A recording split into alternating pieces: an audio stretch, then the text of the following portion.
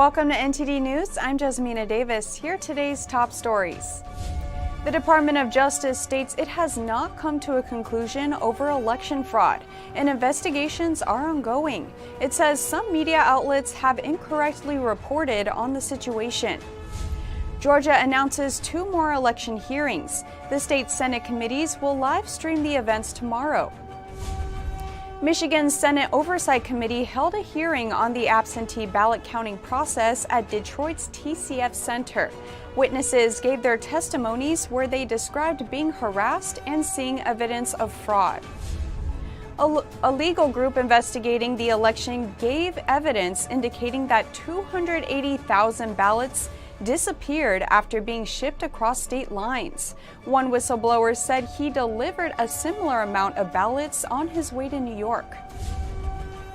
President Trump threatens to veto an important bill unless social media rules are changed. He says the current rules are a serious threat to our national security and election integrity.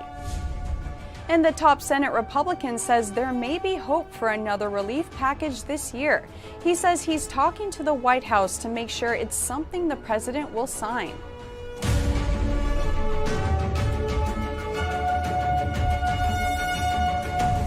The Department of Justice has reached out to clarify its position on its election into election fraud.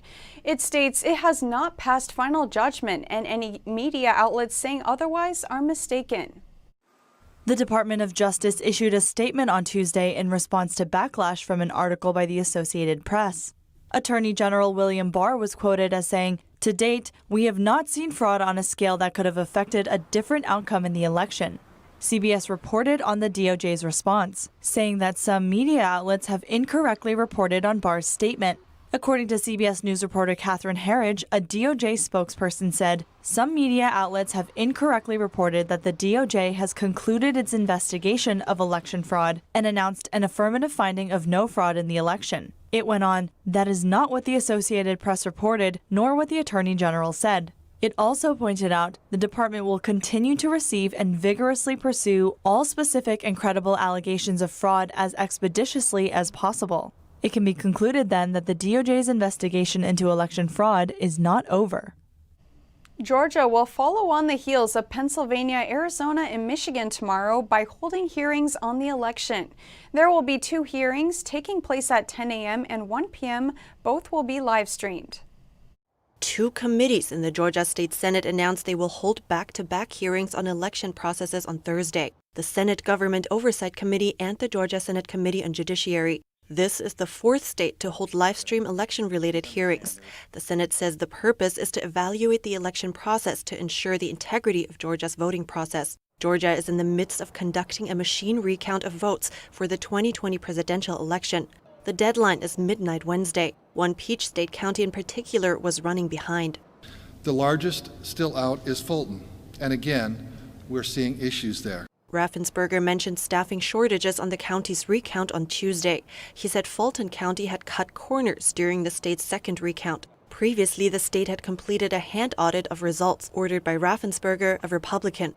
And I think us in our office, and I think really the rest of the state, is getting a little tired of always having to wait on Fulton County and having to put up with their dysfunction. Raffensperger said a Fulton County employee made several compounding errors. He said the biggest one was backing up the election project on the server itself instead of an external backup. He appeared to be referring to the Dominion voting system server that crashed over the weekend, leading to a new Dominion server being flown in. President Trump is taking aim at tech giants. He says if Section 230 isn't changed, he may have to veto an important bill. President Trump threatened to veto the defense bill unless rules shielding tech companies from most liability are changed. Trump wrote on Twitter, Section 230, which is a liability shielding gift from the U.S. to big tech, is a serious threat to our national security and election integrity. Our country can never be safe and secure if we allow it to stand. I will be forced to unequivocally veto the bill when sent to the very beautiful Resolute desk. Congress approves the NDAA every year to fund the military. President Trump has long complained about Section 230 of the Communications Decency Act. It protects social media companies from liability for what their users post, positioning them as platforms instead of publishers.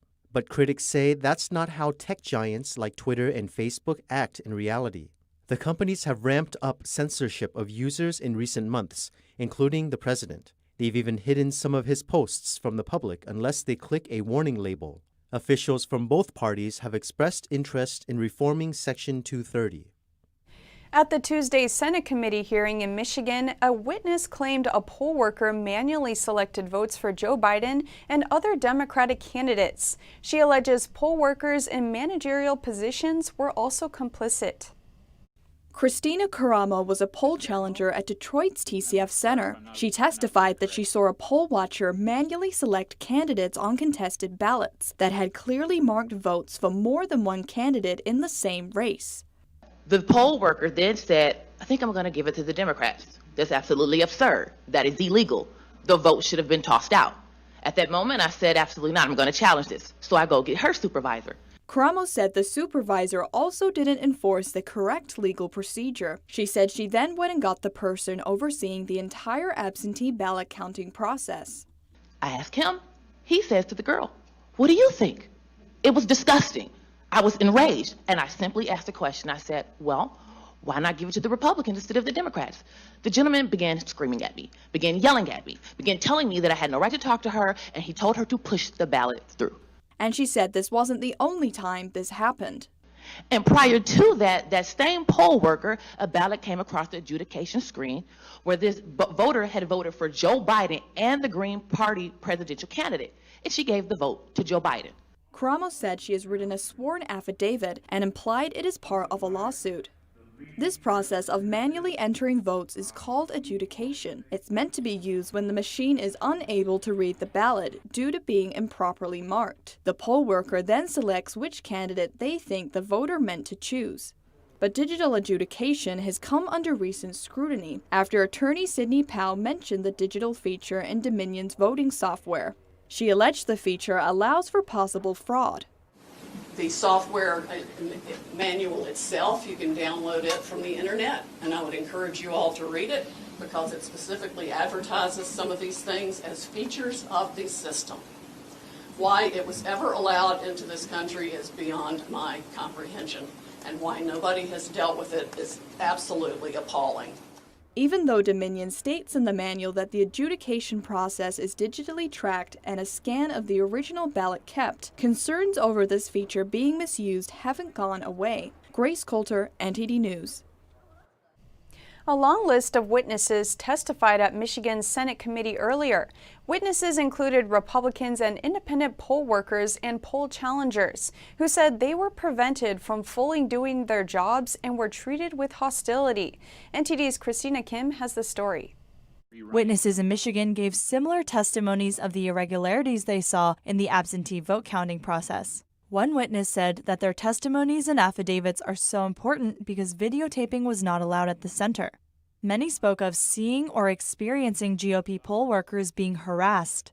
I witnessed the room erupt in thunderous applause and derogatory cheering as Republican poll workers were picked off one by one and ejected from the room repeatedly by police escort throughout the day, all trying to intimidate me and prevent me from doing my job, claiming that I was endangering their workers, trying to kill their people, and even holding a pen in a threatening way. Yet, when non-GOP operatives would stand near the tables and harass me, no one would give them any problem at all. And from my skin color, everybody assumes that I'm a Democrat. And so they just kind of come to me. And one of the ladies was singing that let's get these MFs out. And I'm like, MFs who? Like, because she thought I was a Democrat. Then when I pulled out my tag, she looked at me and she's like, you're on the wrong side. I would get 2 or 3 of the poll workers literally screaming at me to get back 6 feet. At no time were we able actually to physically see the ballot and then see it in the poll electronic book. Poll challenger Karen Cordes said she barely saw any Republican poll workers. She said she saw military ballots, all in fancy stationery envelopes, and while each ballot had different names, they had the same birth date of January 1st, 1900, which she said was highly unusual. And nobody could tell me why the birth dates were 1900. When I went to challenge those votes, the supervisor at the table told me, and I quote, "We're not doing that." She said the supervisor eventually was convinced to write in the poll book that Karen Cordes is challenging this vote and is challenging every subsequent ballot hereafter. Cordes never got an explanation for the identical birth dates. I was called names whenever my mask fell down even a little below my nose. I'd be called names. I'd say I was killing people, stuff like that, while they'd be talking to somebody not wearing a mask. Poll worker Adam DeAngeli said he has an audio recording of one of the training sessions where trainers talked about how social distancing rules could be used to impede poll challengers. So a trainee asks, so if they're 6 feet back, they can't actually see. And the trainer says, exactly, not unless they've got really good vision or they brought their binoculars. And later on, another trainee asked, what if they get really mad and they're yelling? The trainer responded, quote, 911, call the police on them, have them thrown up out of there. To all of the challengers. He said the city was setting up a confrontational setting where poll challengers were unable to fulfill their duties. His testimony was filed into a lawsuit on October 23rd and was settled with the Secretary of State, who said they would amend the policies. Christina Kim, NTD News. During the Michigan Senate Oversight Committee hearing, one witness testified that Republican poll challengers were locked out while military ballots were counted. She said when she did get into the counting room, all the ballots were identical for Biden and none were from registered voters. Patty McMurray has worked as a poll challenger for 9 years. This year, she worked at the TCF Center in Detroit. She began her testimony by showing the committee a thick folder of affidavits. These are affidavits from Republican poll watchers or poll challengers that witnessed incredible events at the TCF Center. The affidavits contain multiple first-hand accounts showing the mistreatment of Republican poll workers and violations of vote counting procedures. McMurray said just when the military ballots were brought in, the poll watchers and challengers were told to take a break. The Democrat workers had food and seating provided inside the room. Republicans, on the other hand, had to go to a room upstairs. When we got back, the doors were locked. I was able to get back into the room, but I witnessed pizza boxes being placed over the windows so that the poll challengers couldn't see in. And those are being placed over the windows by election workers and by the agitators that were down there. According to McMurray, the state secretary, Jocelyn Benson, said in a radio interview that it was police who covered up the windows, but McMurray said it wasn't the police and accused Benson of making it up. McMurray also detailed what she saw once she got inside the counting room. Not one of the military ballots was a registered voter. And the ballots looked like they were all exactly the same Xerox copies of the ballot. They were all for Biden across the board. There wasn't a single Trump vote, and none of the voters were registered. They had to manually enter the names and addresses and a birth date of 1/1/2020, which would override the system and allow them to enter non-registered voters. She claimed that throughout the day, poll workers used this method to override voters that were neither in the electronic or paper poll book.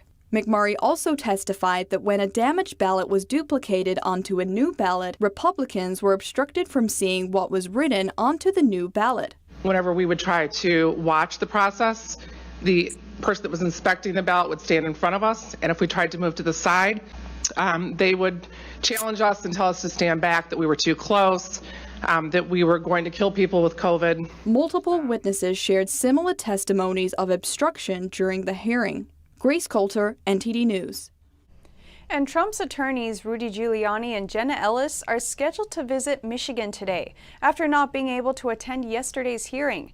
That's according to a statement from the Michigan House Oversight Chair Matt Hall and a Twitter post from Ellis. Hall invited Giuliani to speak to the Oversight Committee on election irregularities. It's not yet known if another public hearing will be held. A woman who worked on servicing Dominion voting systems testified at the Michigan Senate hearing. She says she saw fraud at Detroit's TCF Center, like the same ballots being scanned multiple times. NTD's Miguel Moreno has that story. So I would just walk up and down the rows. Melissa Carone, a contractor who worked with Dominion voting system at Detroit's TCF Center, testified at a Senate committee hearing on Tuesday. She says that she saw fraud all throughout her time there on the 3rd and 4th of November. What I witnessed at the TCF Center was complete fraud. The whole 27 hours I was there, there was batches of ballots being ran through the tabulating machines numerous times, being counted 8 to 10 times. I watched this with my own eyes. I was there to assist with IT. Carone says the proper way to scan ballots when there's a paper jam is to reset the count. In other words, discard the count on the machine and rescan all of them with the jammed paper on top. But apparently that didn't happen, and counters rescanned ballots without resetting the count. She went on to say that there were people on the night shift who were completely untrained, one of which was a friend of hers that she's known for over 20 years. They were allowed to do whatever they wanted to do. Nick, and Samuel that worked for Dominion, they were on the stage. They had a contract employee, me, and another one that was from Texas. I have his name right here, Miles Smiley, 90-year-old man there to assist with IT work. And he did not have any kind of background in IT and worked in and lived in Tennessee. So this man was just walking around aimlessly. You know, I was really the only one running around like crazy helping these people.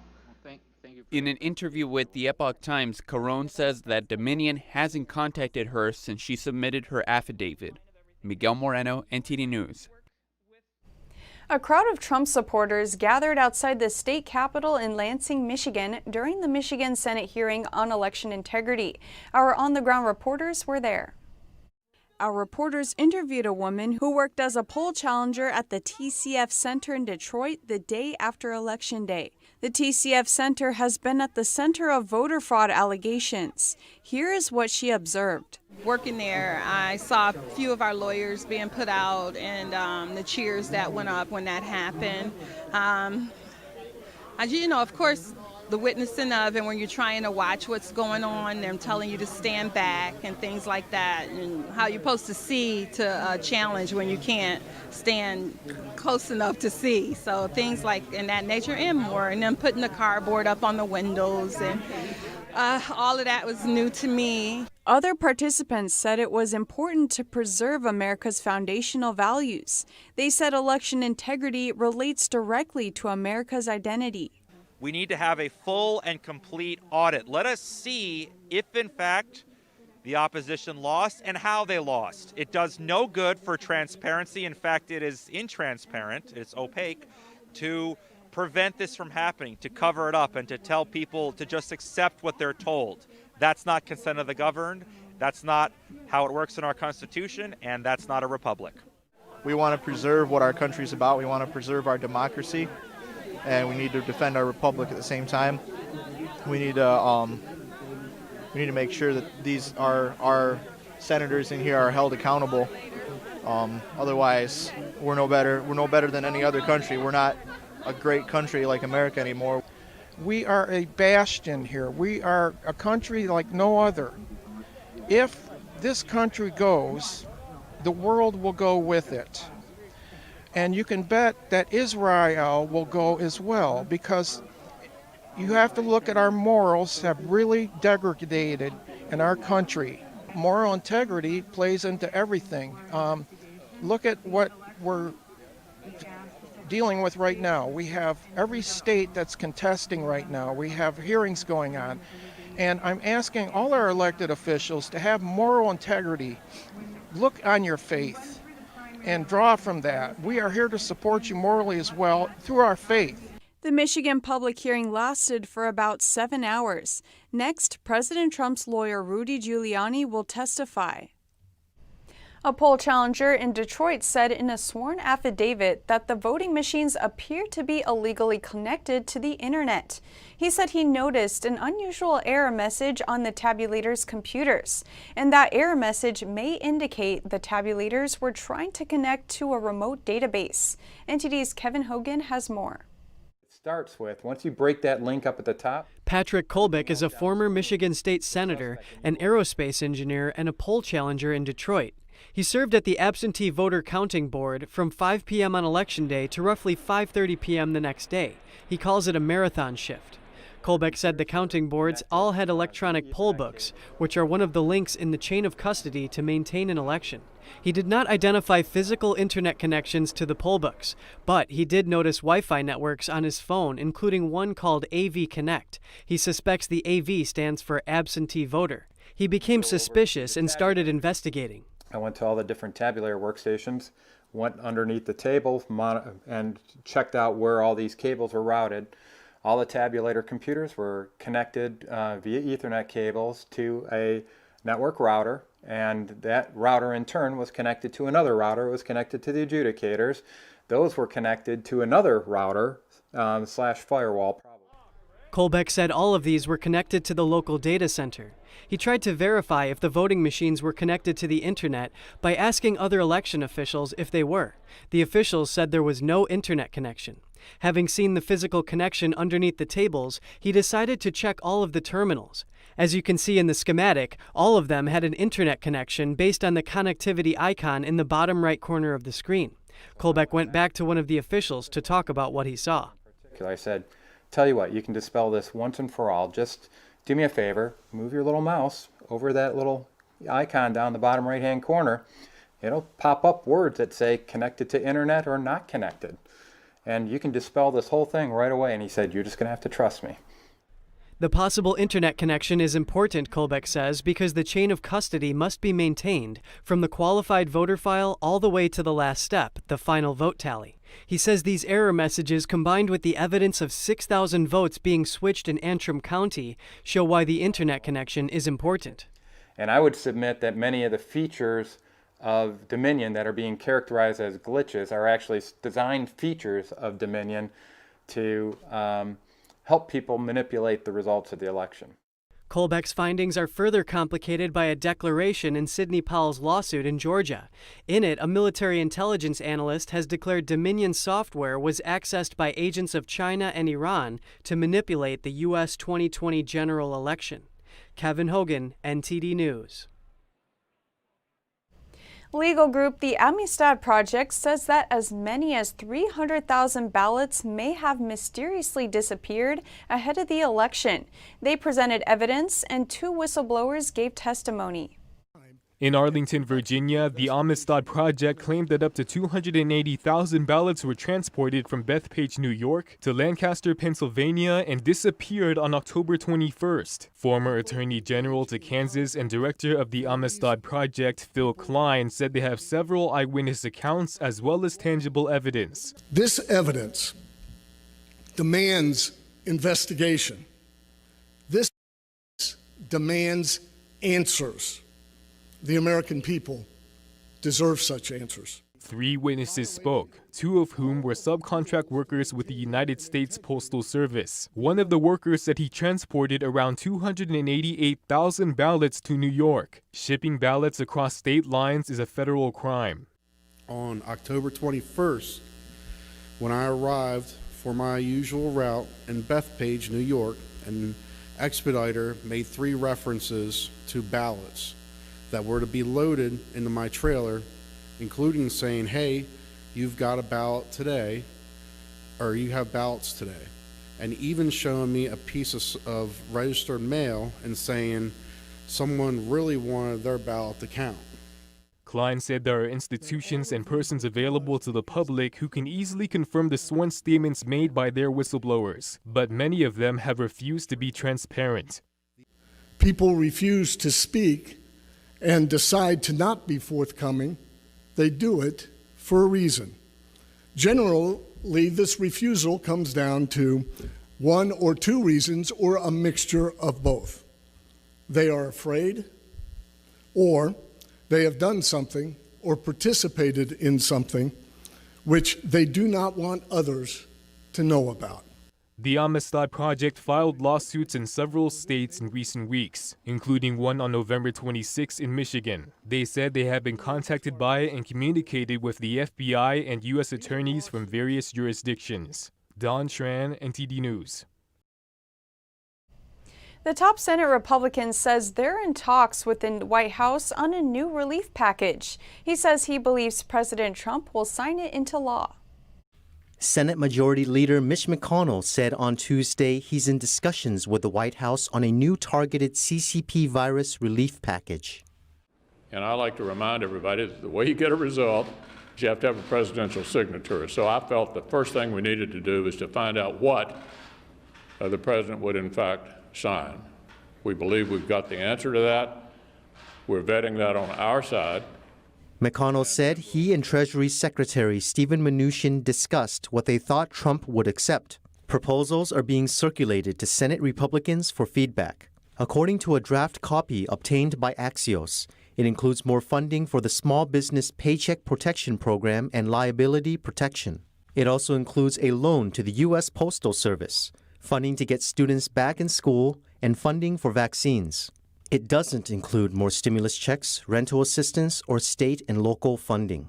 Meanwhile, Senate Minority Leader Chuck Schumer and House Speaker Nancy Pelosi gave McConnell new ideas for reaching a compromise. Schumer refused to give details during a press conference, calling it a private proposal to help us move the ball forward. McConnell says there are also expectations for an additional relief package early next year. Up next, a government corruption scandal is bringing down a house of cards in a major West Coast city. In a giant red kettle in Times Square, the Salvation Army is encouraging all of us to help the millions who are impacted by the pandemic this holiday season. After the break.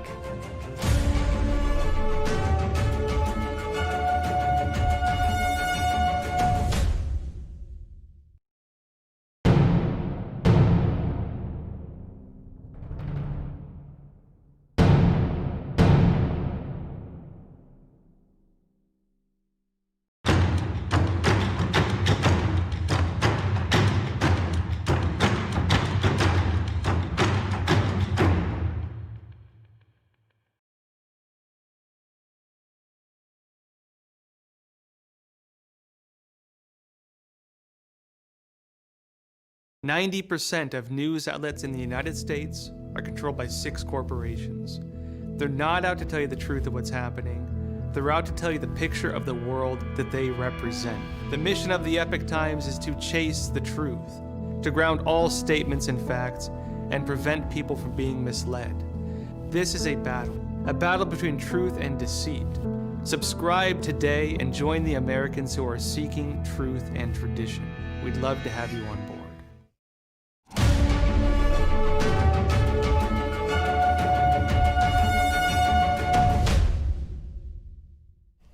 A growing government scandal in one California city has led the FBI to make another big-name arrest. FBI documents suggest that even higher-ranking officials may be next on the list. This is Harlan Kelly, former general manager of San Francisco's Public Utilities Commission. FBI agents raided his house and arrested him yesterday morning on November 30th. Federal prosecutors charged him with wire fraud. Prosecutors allege that Kelly has a long-running bribery scheme and corrupt partnership with a local construction company executive. The charges include Kelly accepting illegal gifts like lavish family trips to both Hong Kong and mainland China. The FBI has messages from Kelly sent on the Chinese-based texting app WeChat. He wrote, "Thank you for the best family vacation ever, a little something for everyone." Kelly's wife may also be a target for investigation, as FBI documents mention her, though not by name. She is Naomi Kelly, a city administrator for San Francisco. The recent arrest ties back to another government official who was taken into custody in January. Mohammed Nuru, who was director of public works, was the first domino to fall. Allegations of corruption against Nuru date back to the early 2000s. Nuru also took gifts like trips to Chile and China. That leads to the second domino, the person who gave these gifts to both Nuru and Kelly, Walter Wong. Wong is a contractor for San Francisco and had allegedly received millions of dollars in preferential contracts. The FBI arrested Wong in June. Both Nuru and Wong are reportedly working with the FBI. At the moment, it is unclear if there are more dominoes to topple over. The FBI's complaint includes allegations against a former San Francisco mayor. In text messages between Kelly and Wong, they referred to the unnamed mayor as 35. The FBI wrote that 35 stands for numbers on a telephone keypad. The 3 may be the letter E, and the 5 may be L, the initials of former San Francisco Mayor Ed Lee. However, Lee died from a heart attack in 2017. San Francisco Mayor London Breed's office said the actions described are disturbing and unacceptable. The Public Utilities Commission did not respond for comment. Kelly has resigned from the commission, but his wife Naomi is continuing as a city administrator. Reporting by Daniel Hall, NTD News, Sacramento, California. The mayor of San Francisco was caught dining with others at a lavish restaurant despite putting the residents of her city under strict virus lockdown measures. San Francisco Mayor London Breed dined at the lavish French Laundry. She is one of the many California officials who have been caught not complying with their own CCP virus restriction rules. California Governor Gavin Newsom was also criticized for dining at the French Laundry. On November 7th, Breed joined 7 other people to celebrate a socialite's 60th birthday. It was one day after Newsom joined a larger celebration there. The restaurant is in the Napa Valley. Residents are also questioning why the mayor left her county to dine despite state advisories against travel. With millions of Americans struggling particularly hard this year due to the pandemic, the Salvation Army is back on the streets trying to help this holiday season. The Salvation Army's illuminated giant red kettle, now suspended in New York's Times Square. The organization is known for collecting donations with bells and red kettles during the winter holiday season. Today on Giving Tuesday, the Salvation Army is launching the world's largest kettle. Now, the kettle is a very iconic, traditional symbol of the Salvation Army at Christmas time, raising funds to help people in need.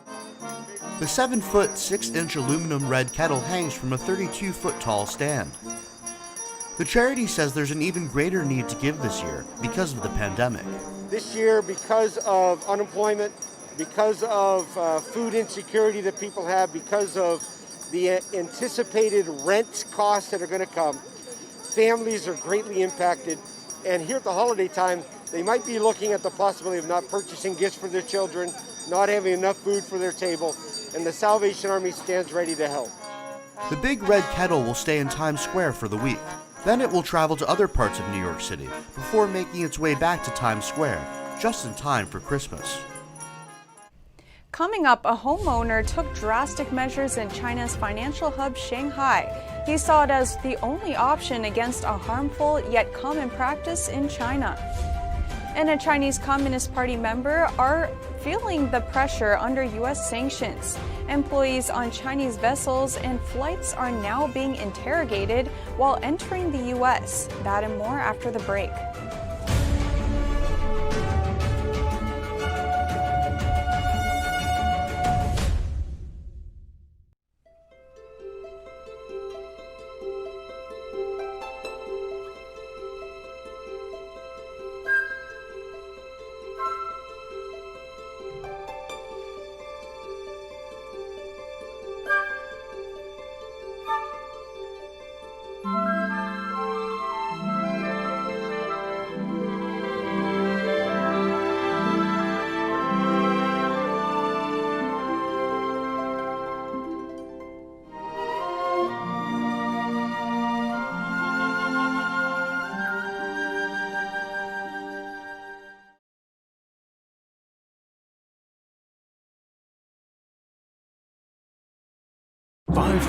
Years of Chinese music and dance in one night. Just so inspiring. It makes me want to go dance. Breathtaking, brilliant. It's out of this world.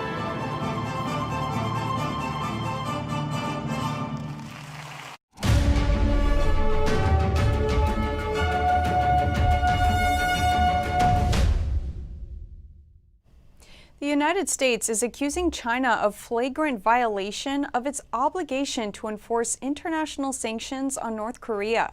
Washington offered rewards of up to $5 million for information about sanctions evasions. The State Department's Deputy Assistant Secretary for North Korea, Alex Wong, accused China of seeking to undo a United Nations sanctions regime. The penalties are aimed at persuading North Korea to give up its nuclear weapons. Wang warned of new U.S. sanctions against China-based individuals and companies in response. Wang said that among other violations, China had continued to host at least 20,000 North Korean laborers in violation of UN bans, and that in the past year, the United States had observed ships carrying prohibited coal and other sanctioned goods from North Korea to China hundreds of times. Chinese Communist Party members are facing increased scrutiny under U.S. sanctions. Employees on Chinese vessels and flights have been interrogated while entering the U.S. NTD's Tiffany Meyer brings us more. And in the U.S., CCP membership has been put under the spotlight. The CCP mouthpiece China Daily reported Monday that U.S. law enforcement officials recently conducted sudden inspections of Chinese shipping personnel to identify any Chinese Communist Party members. The report says a total of 21 Chinese vessels were inspected as of November 11th. Also, the U.S. has interrogated the crews of 16 Chinese airline flights to the U.S. since September. According to the report, some of the interrogations lasted for hours to find out who on board are CCP members and why they joined the party. Chinese Foreign Ministry spokesperson Hua Chunlin appears so irritated and claims to have made stern negotiations with the U.S. over the issue. But most Chinese people felt happy about the entry ban posed on the CCP members. At the beginning of October, U.S. Citizenship and Immigration Services, or USCIS, issued guidance to deny CCP members entrance to the U.S. Since then, the Chinese keywords for quit the CCP has been spiking on Google Trends in the Chinese region. And visits to the Epoch Times quitting the CCP website has also skyrocketed. The USCIS guidance is believed to be having a significant impact on Chinese Communist Party elites and may exacerbate internal party conflicts. And preliminary estimates say that around 270 million people will be affected by the policy guidance. Now we turn to Chinese Communist Party or CCP officials and their reportedly dwindling work ethic. Chinese state-run newspaper People's Daily recently published an article exposing regime officials' apparent lack of motivation at work. The article claims that officials often take the easy way out when encountering challenges. It adds that some seem to abide by the idea of the more one does, the more mistakes one will make. So they would rather do minimal work in order to avoid making mistakes. The article also outlines a potential reason. It says officials' opportunities for corruption, bribery, and pocketing public funds are becoming fewer and fewer, meaning that some officials no longer enjoy the luxuries they used to. As a result, they've become passive toward their jobs. It also pointed out that the situation in China continues to worsen, largely in part because regime officials refuse to take responsibility. That leads to problems escalating and spiraling out of control. Researcher Zhong Yuan, who studies China's political system, also shed light on the situation. He says money and power are the main motivators for CCP officials, adding they love taking on big projects like infrastructure or real estate, so they can receive large grants and loans and make money. And with that money, they can then bribe higher-level officials for promotions. But the U.S.-China trade war has crippled the Chinese economy. Production and exports from what's been called the world's factory have dropped, and the real estate bubble is at the point of bursting. Typical methods like relying on large amounts of government investment to stimulate the economy haven't improved the situation much. On top of that, the U.S. imposed sanctions on the CCP are taking their toll. While many countries are now hardening their stances toward Beijing, Chinese officials' assets overseas are now also at risk. And above all else, CCP head Xi Jinping's increasing dictatorship tactics have made officials at all levels extremely cautious, and many hesitate to speak out or act publicly. One homeowner in Shanghai reportedly took extreme action in order to stave off forced demolition workers that had come to destroy his home. In protest, he ignited a gas tank, causing an explosion that destroyed his property and killed him at the scene. A resident in China's Shanghai paid the ultimate price in trying to protect his home from destruction. In China, the practice of forced demolition has become commonplace. When the Chinese regime decides to use areas of land for new, often more profitable purposes, it simply sends workers to tear down any residential housing present. Homeowners are usually given little to no compensation and are left homeless. On Sunday, demolition workers arrived at the man's house.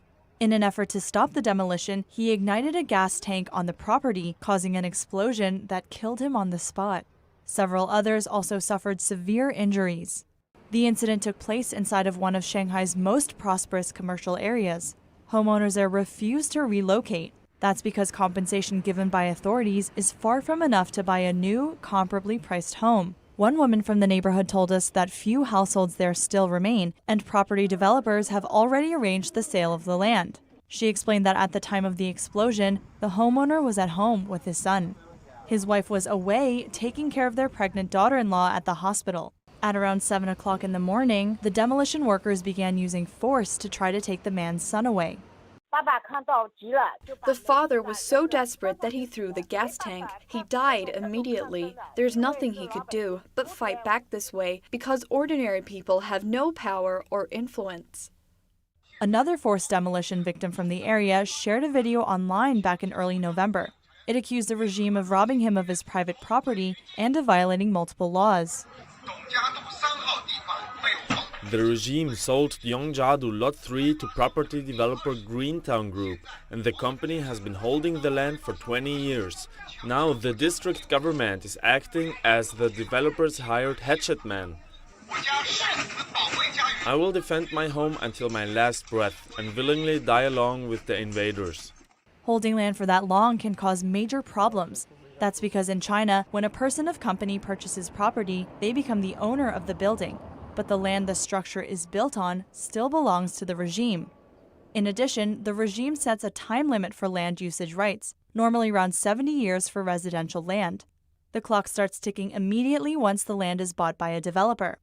In this case, the developer's decision to hold the land for 20 years means that the homeowners will be left with a maximum of 50 years to use the land.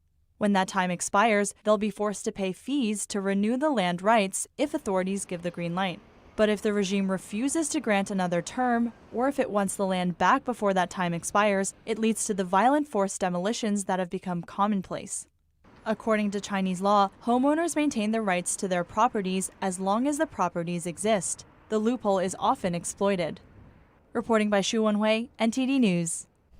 Coming up, Chinese firms could face increased scrutiny and some could have to leave U.S. stock exchanges if a new bill passes in Congress. The bill forces them to comply with the same rules U.S. firms face. After the break.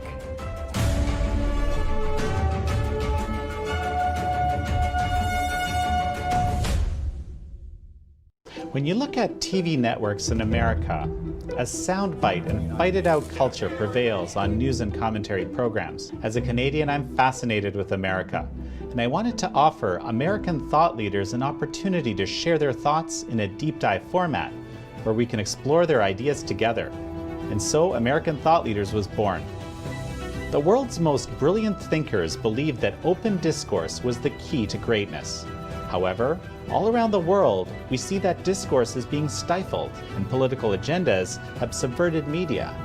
The Epoch Times launched its Global Thought Leaders program to bring back this great tradition of free thought. As the host of American Thought Leaders, every week I interview some of the most intriguing minds on the most pressing issues of our time. Be sure to check out our new episodes every week.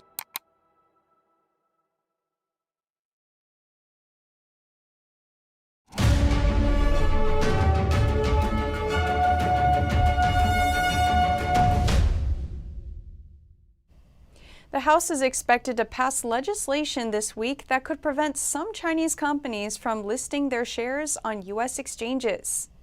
If the Chinese companies want to list, they would have to adhere to U.S. auditing standards. Chinese authorities have long been reluctant to let overseas regulators inspect local accounting firms.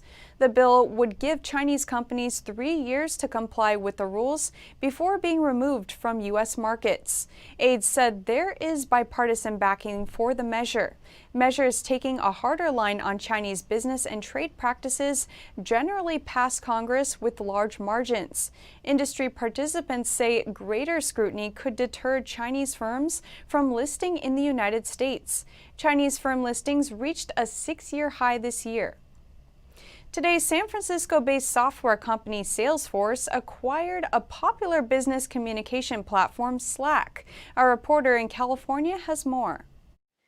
Salesforce, a cloud-based software company, bought Slack, a communication platform for businesses, for $27.7 billion. Under the agreement, Slack shareholders will receive about $27 in cash and about 0.08 shares of Salesforce stock. The combination of Slack and Salesforce Customer 360 aims to create a new operating system for companies. In a press release, the Salesforce CEO referred to the partnership as a match made in heaven and welcomed Slack to the company. Slack's stock values have increased rapidly in the last few days after talks about the two companies merging a week ago. In a separate announcement earlier, Salesforce announced digital sales hit $60 million during the U.S. Cyber Week, an all-time high. The company has made other large acquisitions in the past. In 2019, Salesforce purchased Tableau, a data visualization software company, for almost $16 billion. In 2018, it acquired MuleSoft, an integration software company, for $6.5 billion. Reporting by Eileen Ng, NTD News, Santa Clara, California. California businesses are already struggling to stay afloat, but now Los Angeles County is facing another shutdown. Business owners are worried, but one owner decided to stand up to the governor and deny the order. New virus restrictions went into effect in Los Angeles County on Monday, leaving businesses worrying how they will survive. We all closed down. I mean, we went from, 10 tables, chairs out here, more patio space, to nothing. Christine Ramirez manages a Mexican restaurant in a town southeast of Los Angeles. She said the scenario this week is day and night compared to last week. Restaurants are not the only ones feeling the burden. Businesses like Art's Pawn Shop are hurting too. Still traffic out, nobody walking. I just wish we had more people in here for the holiday season. This is supposed to be the busiest time, and it's not because of all the restrictions. Some residents support the restrictions but sympathize with businesses. If the virus is escalating like they say it is, I think it's necessary, but it's a shame for the businesses. Yeah, it's a double-sided coin. Others disagree with the restrictions. I don't think the restrictions are necessary because people are going to lose their jobs, and I think they should stay open. But the restrictions haven't stopped Alex Jordan. He's kept outdoor dining open at his diner, defying county orders. They shut us down for outdoor dining 3 weeks before Christmas, a month before Christmas. It's without any kind of aid to my employees or even to our small business. I thought it was wrong. He put up curbside dining and a large tent to comply with earlier requirements. And now he says is the only way to make sure his 11 employees get paid ahead of the holidays. That's not really evidence to me to prove that outdoor dining is dangerous, at least not any more so than all the non-essential retail that they've left open, including gyms and nail salons and stores. He also put a sign next to his restaurant logo reading, quote, French Laundry Patio Dining, in a tongue-in-cheek dig at Governor Newsom's widely criticized dinner party. Coming up, a U.S. Air Force systems engineer is using his talents in a new creative way. He built a Lego model of the Navigation Technology Satellite 3, the first experimental navigation satellite in more than 40 years. And stores in New York City dress up their windows for the holidays. And this year, they have a special message.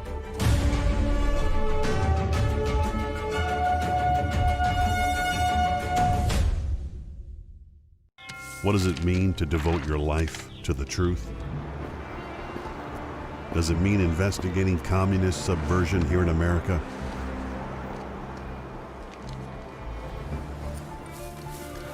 Does it mean exposing the deadly fentanyl crisis in the Midwest? Or spending late nights uncovering deep government corruption? Does it mean persevering over 20 years, even after 4 masked men set one of our printing presses on fire last year? Because at a time when America's traditional values are under attack,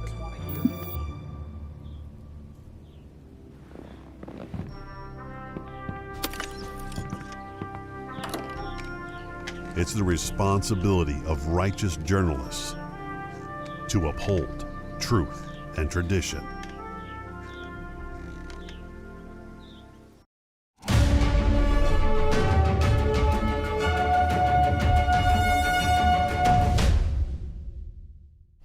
Japan aims to admit large-scale numbers of overseas visitors for the Tokyo Olympic Games. The Nikkei Business Daily reported today visitors will be allowed in without mandatory vaccinations or quarantines. It says that foreigners coming to Tokyo for the Games will not be required to quarantine for 14 days, as is required now, and they will not need to have received a vaccine if one is approved by the time the Games take place in July next year. What will be required is a negative COVID test result and for foreign arrivals to download a smartphone tracking app. According to the paper, nearly 1 million tickets have been sold overseas, compared with 4.5 million tickets sold in Japan. More than 11,000 athletes are expected to take part in the Games, and thousands more will come for the subsequent Paralympics. Japan is ramping up its preparations for the event, and on Tuesday, an Olympic rings monument was reinstalled in Tokyo Bay. The 2020 Games were pushed back a year in March because of the pandemic. A systems engineer for the U.S. Air Force came up with a new creative use for Lego. He used the colorful plastic buildings blocks to construct a highly detailed model of the Air Force Research Laboratory's Navigation Technology Satellite 3. First Lieutenant Jacob Lutz knew growing up that space was his future. He was stationed at the Air Force Research Lab Space Vehicles Directorate at Kirtland Air Force Base in New Mexico for a time. Now he's at RAF Mildenhall, located about 75 miles outside of London. During his time at Kirtland, Lieutenant Lutz took on an unusual challenge, building a high-detail Lego model of the NTS-3 satellite. I thought building it out of something modular like Lego bricks would be a really fun way to just sort of not only spark people's interest because they see a Lego model at an Air Force symposium, but also a way to really connect it to the way that we build satellites at AFRL. His wife, Dana, enlisted as an assistant in the project's construction. The purpose of the build was to demonstrate the NTS-3 satellite at conferences. I designed it from the ground up using a software called Blender, 3D printed it, and then I fashioned sheet metal plates to go onto it and really try to make it as realistic as possible. According to the Air Force Research Laboratory, the NTS-3 satellite is the first experimental navigation satellite in more than 40 years. Scheduled to launch in 2022, NTS-3 is expected to significantly change position, navigation, and timing technology for the U.S. Space Force GPS system. It's starting to look a lot like Christmas, at least in front of New York City's storefronts, like Macy's, Bloomingdale's, and Saks Fifth Avenue.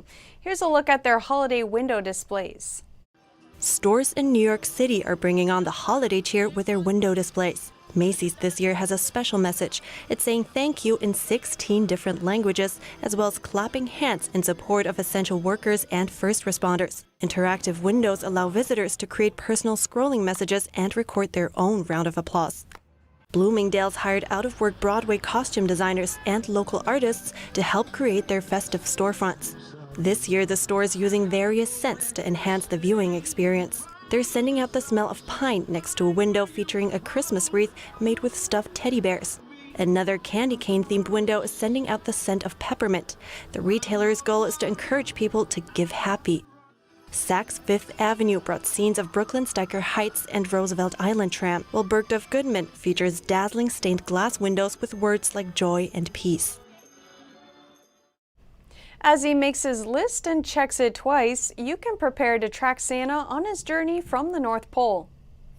Santa Claus is preparing for his worldwide trek in Christmas, and you can follow him.